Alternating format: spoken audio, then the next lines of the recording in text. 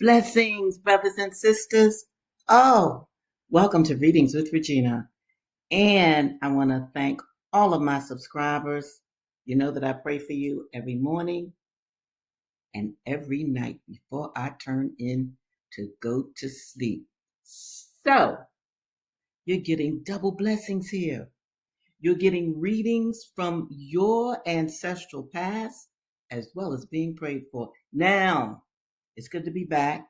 This is Black August. And for those of you who do not know about Black August, let me hip you to it again. Black August is a very important month. For one, Nat Turner's rebellion took place in August. Okay? Now, the actual foundation for the creation of Black August come out of this figure right here, George Jackson. Oh my stars. You have got to read his book.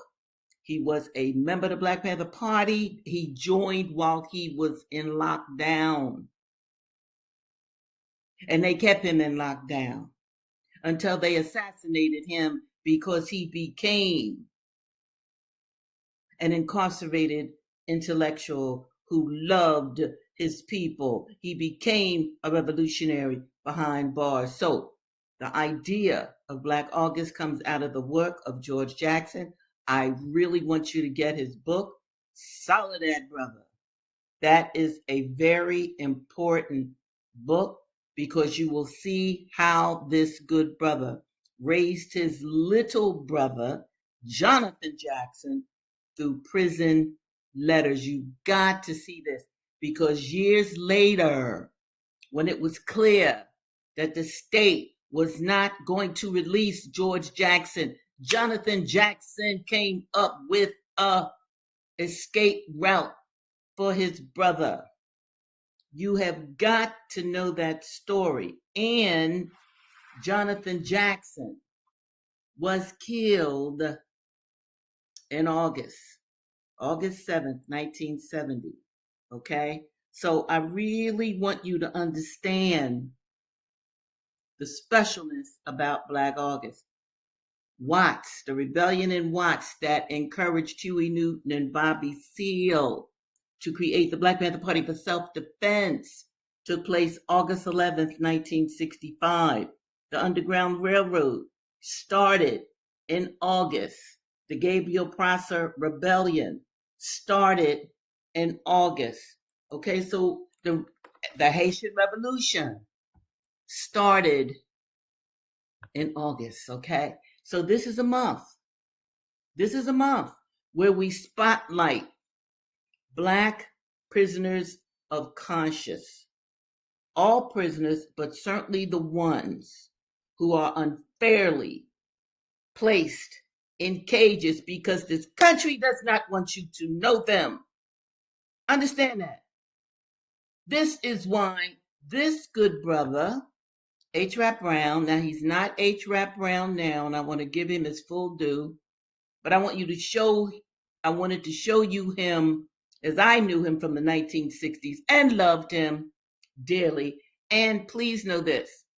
When I say that I love somebody, it's revolutionary love, not sexual, not romantic. And I have to say this because in this generation, the oligarchs that really control this country, they want you to be thinking about sexual love only. They want you to think that you should go from person to person only. So I'm talking about Black revolutionary love because these brothers and sisters have such courage.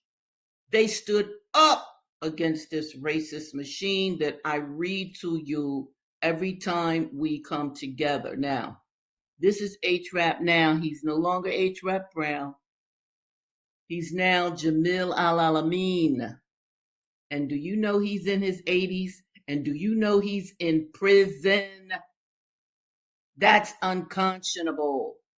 But America was based on unconscionable behavior. This is why I'd be encouraging all of you to go to the Jericho movement and look up our current political prisoners. That's important. And I know you know about Mumia Abu Jamal, my Panther brother, also a MOVE member, also a courageous writer, courageous speaker. That's why he's kept behind bars for more than 30 years. Okay? And I want to also show you this. I didn't take a picture. This video is called Herman's House. And I really want you to consider buying this or renting it or whatever. Herman's House. Herman Wallace was a Black Panther Party member who they put in solitary confinement for 40 years. How inhumane. But this artist, her name is Jackie Sumel. I really appreciate this good woman, an Italian sister. She's an artist. And what she did, she got in touch with Herman while he was alive. She kept his spirits up. And as an artist, she created Herman's House. You got to see how she put together this artistic rendition of the dream of a Black Panther Party, caged behind bars, Herman's House. And I'm so happy that I got to talk to Brother Herman just before he left the earth. They did let him out of jail because he was dying. He was dying, my people. So I really want those of you who listen to me to understand that we got to create a new world. I don't want you caught up in the individualism that this country promotes, the killing instinct that this country promotes. And it is not even just the white oligarchs that really run this country. Look at their Black lackeys. Look at the Black people that were put in office because of the courage of the 1960s generation, which I'm so glad that I was born into. Lord have mercy. Another thing I want to share with you about Black August is this, because this blew my mind. I hadn't even thought about what I'm about to tell you. When I decided that I was going to leave Philadelphia, I thought forever, and jump a late plane to go out to Oakland, California to be with Bobby Seale and Huey Newton. Do you know it was in August? I hadn't thought about that for years. It was in August. So, my people, this is August. This is Black August. Treat it as such. Don't just go along with what's going on in this country, the holidays in this country, the vacations in this country. Don't do that. You're Black. And even if some of you are not ostensibly Black, if you're interested in Black issues, then certainly share what I say to other people, because check it out. I'm going to get to the book in a minute. I'm about creating a new world. This country is terrible. Do you understand the killing in Gaza? Do you understand that that's never mentioned by the top political figures? Do you understand that the Black Caucus and the rest of them, they ain't said jack?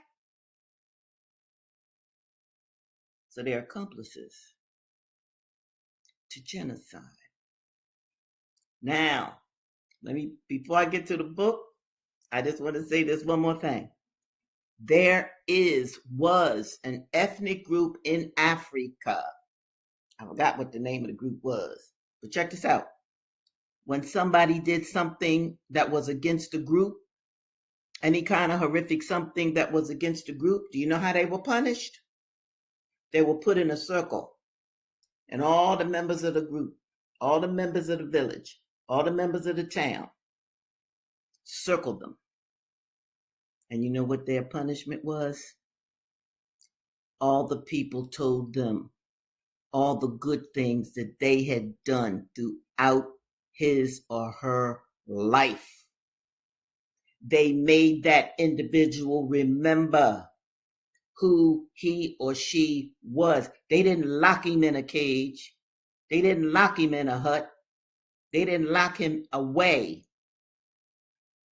They just reminded that person who that person really was, is. And this is even why I chose this particular banner.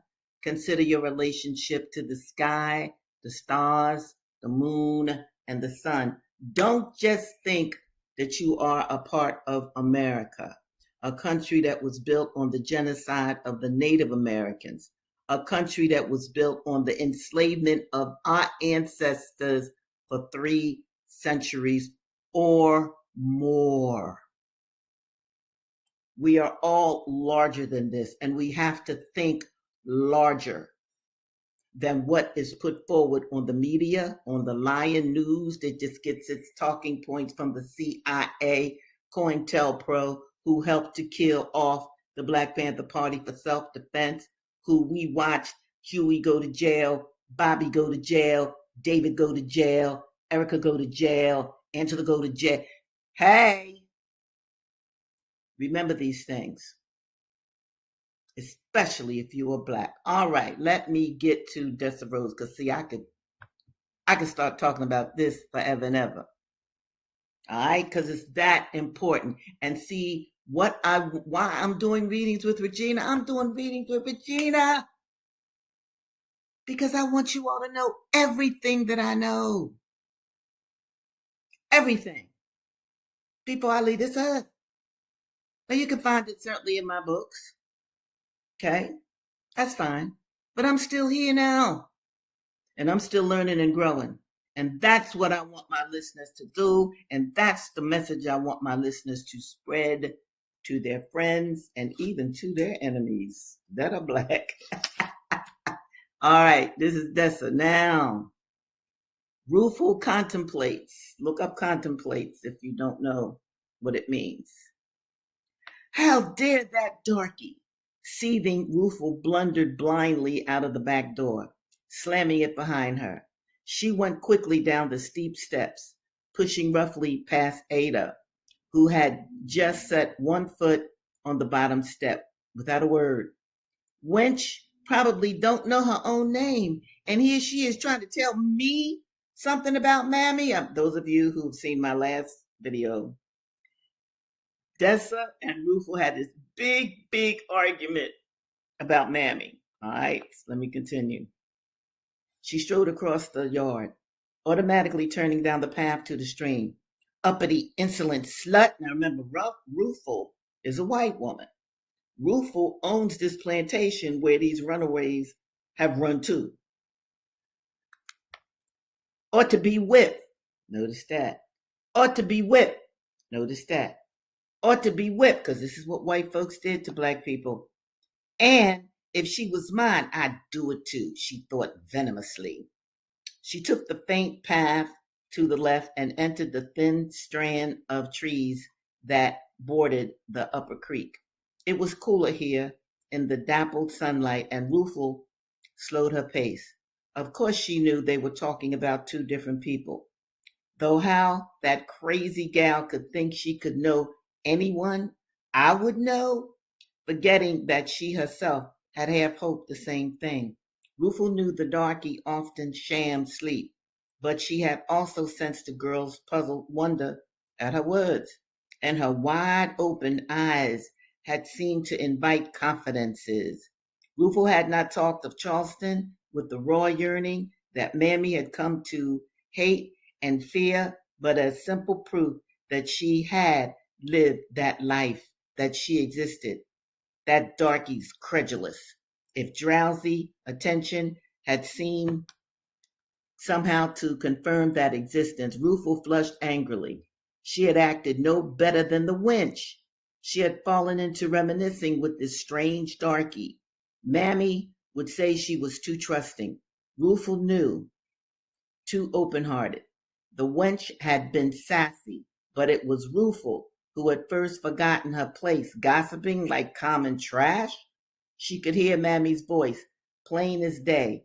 I was just trying to cheer her up, she thought defensively. Must be dull as straw laying up in that bed all day.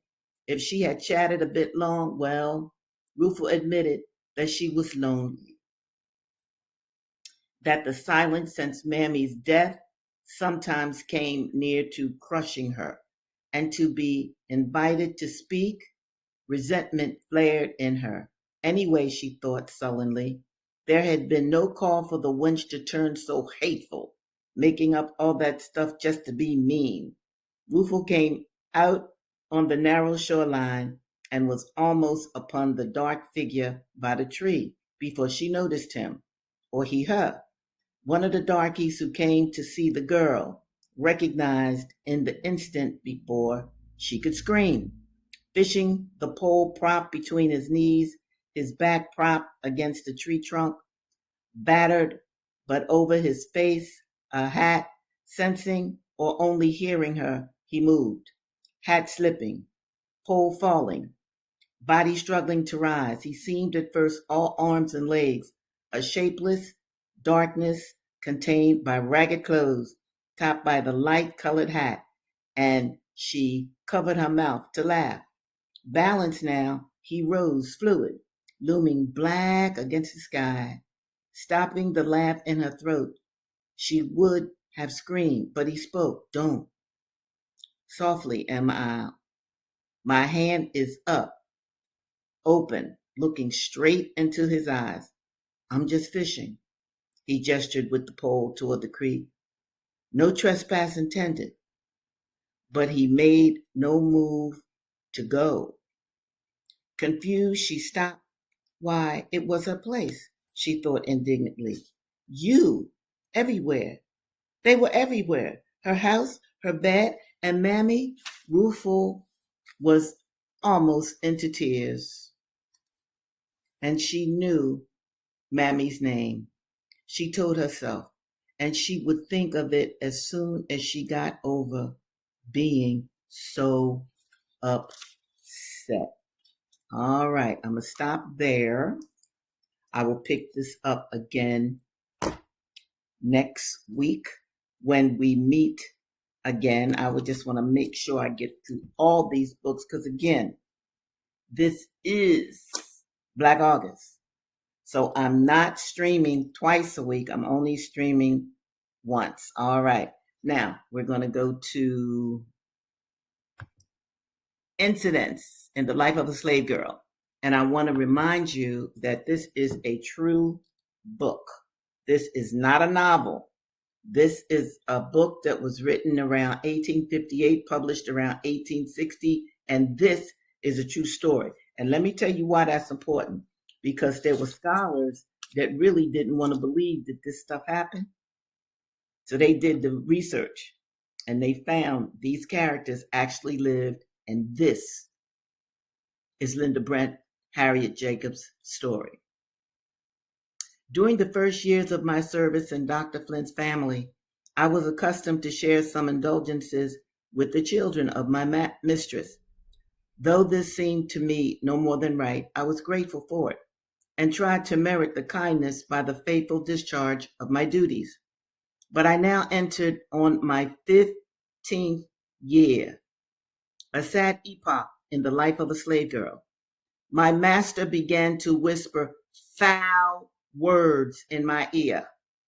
Young as I was, I could not remain ignorant of their import. I tried to treat them with indifference or contempt. The master's age, my extreme youth, and the fear that his conduct would be reported to my grandmother made him bear this treatment for many months. He was a crafty man and resorted to many means to accomplish his purposes. Sometimes he had stormy, terrific ways that made his victims tremble. Sometimes he assumed a gentleness that he thought must surely subdue. Of the two, I preferred his stormy moods, although they left me trembling. He tried his utmost to corrupt the pure principles my grandmother had instilled.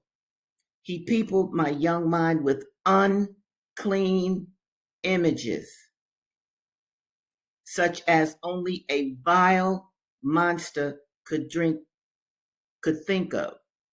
I turned from him with disgust and hatred, but he was my master. I was compelled to live under the same roof with him, where I saw a man 40 years my senior daily violating the most sacred commandments of nature. Pig. That's not in the book. That's just Gina reacting. This man is 40 years older than this 15-year-old, and he's whispering nasty, nasty stuff in her ear. Now remember, this is the 19th century. She ain't going to give you the curse words and all that some people of today would give you. There was a moral mood of conduct during that time. So she's not going to be explicit, but I think you all can imagine. He told me I was his property, that I must be subject to his will in all things. My soul revolted against the mean tyranny, but where could I turn for protection? Oh, God. Jeez. But where could I turn for protection? No matter whether the slave girl be as black as ebony or as fair as her mistress, in either case, there is no shadow of law to protect her from insult, from violence, or even from death. Sandra Bland, Breonna Taylor. All these are inflicted by fiends who bear the shape of men. The mistress who ought to protect the helpless victim has no other feelings towards her but jealousy and rage. The degradation, the wrongs, the vices that grow out of slavery are more than I can describe. They are greater than you would willingly believe. Surely, if you credited one half the truths that are told you concerning the helpless millions suffering in this cruel bondage, you at the North would not help to tighten the yoke. You surely would refuse to do for the master on your own soil the mean and cruel work which trained bloodhounds, you know them dogs, I'm not even going to pull them up, and the lowest class of whites do for him at the South. Everywhere the years bring to all enough of sin and sorrow, but in slavery, the very dawn of life is darkened by these shadows. Even the little child who is accustomed to wait on her mistress and her children will learn before she is 12 years old why it is that her mistress hates her so much. I'm going to stop right there. Yes, I am. Because people, Dr. Flint, who is the owner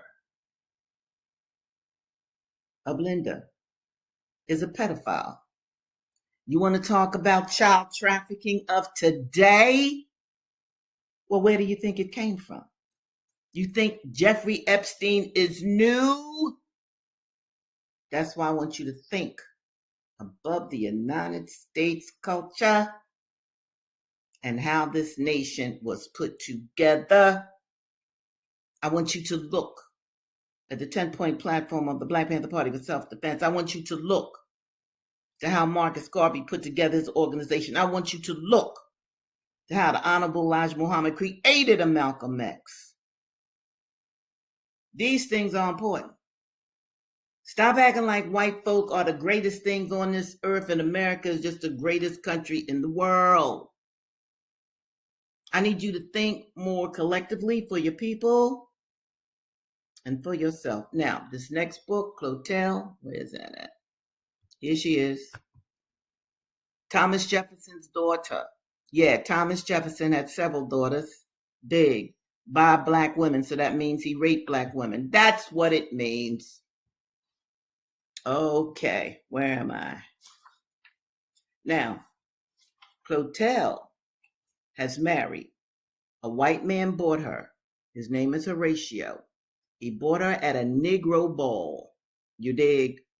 She is biracial, actually a quadroon. Look it up. And I'm going to start there. Among those on whom Horatio's political success must be depended was a very popular and wealthy man who had an only daughter. His visits to the house were at first purely of a political nature, but the young lady was pleasing, and he fancied he discovered in her a sort of timid preference for himself. This excited his vanity and awakened thoughts of the great worldly advantages connected with a union. Reminiscences of his first love, that's Clotel, kept these vague ideas in check for several months, for with it was associated the idea of restraint. Moreover, Gertrude, though inferior in beauty, was yet a pretty contrast to her rival. Her light hair fell in silken ringlets down her shoulders. Her blue eyes were gentle, though inexpressive, and her healthy cheeks were like opening rosebuds. He had already become accustomed to the dangerous experiment of resisting his own inward convictions. And this new impulse to ambition, combined with the strong temptation of variety in love, met the ardent young man weakened in moral principle and unfettered by laws of the land. The change wrought upon him was soon noticed by Clotel. And let me kind of break that down a bit. See, he bought Clotel. She's a slave, so he bought her. Now they all in love, yeah. But he wants to be more wealthy. He wants to enter the political system. Well, he sure enough can't enter the political system with a slave as his wife. That was just ridiculous against the law. So now he's looking to someone else. And Clotel, Thomas Jefferson's daughter. No. Yeah, Thomas Jefferson's daughter has just had Horatio's baby. Now I'm going to go to the next chapter. It's called The Slave Market. It begins with a poem. I love how during the 19th century, they really, really loved poetry. Poetry readings were like going to the movies. Love it. What mothers from their children riven? What God's own image bought and sold? Americans to market driven and bartered as the brute for gold. This is by Whittier. Okay. Not far from Canal Street in the city of New Orleans stands a large 2-story flat building surrounded by a stone wall 12 feet high, the top of which is covered with bits of glass, and so constructed as to prevent even the possibility of anyone's passing over it without sustaining great injury. Many of the rooms resemble cells in a prison. Now, isn't that interesting? Cells in a prison. And what did I tell you earlier about Black August? In a small room near the office are to be seen any number of iron collars, handcuffs, thumb screws, cowhides, whips, chains, gags, and yokes. You see, slavery was a business. All right, I'm not going to read too much of this. I'll pick this up next week when I see ya next Thursday. Now check this, people. Check this. You heard what I read? Got chains, whips, handcuffs. Who made those things? Understand that was a business. Slavery was legal and it was a business. Just like you go to the store to buy bread or eggs or milk or all three and more. White men and women could go to the slave market and buy a slave. Now, I want all of you within the sound of my voice to understand that this country, as Edward Baptiste has written and I have read to you, the enslavement of African people, the enslavement of generational Black people was the foundation for the monetary system of capitalism in this country. Understand that. Now, once we understood that during the 1950s and 60s and 70s, it created people like George Jackson, like H. Rap Brown, Jalil Alamein, or is it Jamil Alamein? I don't want to get his name wrong. Jalil. Mumia Abu Jamal, Kathleen Cleaver, Erica Huggins, Kamal Siddiqui, Reverend Joy Powell. These last two people are in lockdown as we speak. And Kamal Siddiqui is connected to Assata Shakur. This is his reason for him being in prison for so long. Why am I telling you this, my people? I'm telling you this because I want you to be interested with people, let me see this, who have sacrificed their life for you. This is why Bobby and Huey created the Panthers for you. I don't want you to go away from that legacy. Now let me see what I don't know how to pronounce that, but right on.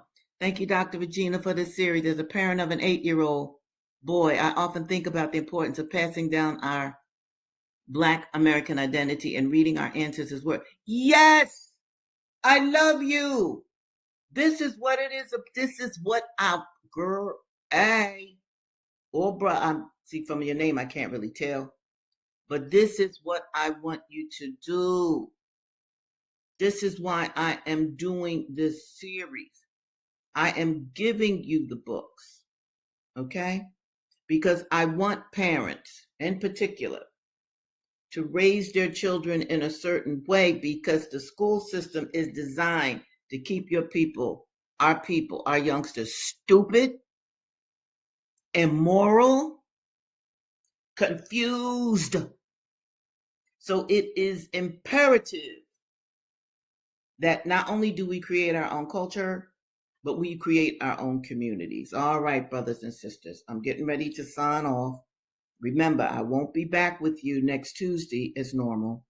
I will be back with you next Thursday. So look for a notification. Again, I appreciate all of you who are my subscribers. Spread the word. Spread the word. Spread the word. And do hit the like button. I was told that that's important to do. You know, I don't really know how this medium works, but I'm trying. Why? Because I want you to know everything that I know. I love you dearly. I'm happy that I came back today. And if I don't see you on Tuesday, which is likely, I definitely will see you next Thursday. Bye now.